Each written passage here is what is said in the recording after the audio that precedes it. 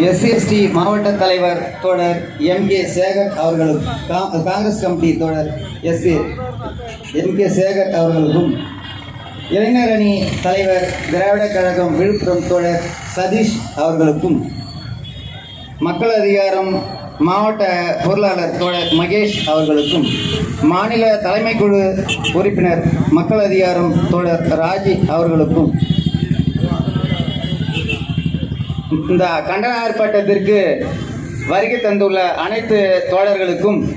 இங்கே விழுப்புரம் நகரத்திலே சிறுகடை அமைத்துள்ள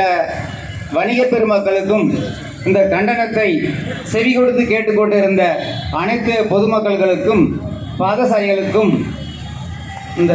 கண்டன ஆர்ப்பாட்டத்துக்கு ஒளிபரிக்க அமைத்து கொடுத்த சவுண்ட் சர்வீஸ் அவர்களுக்கும்,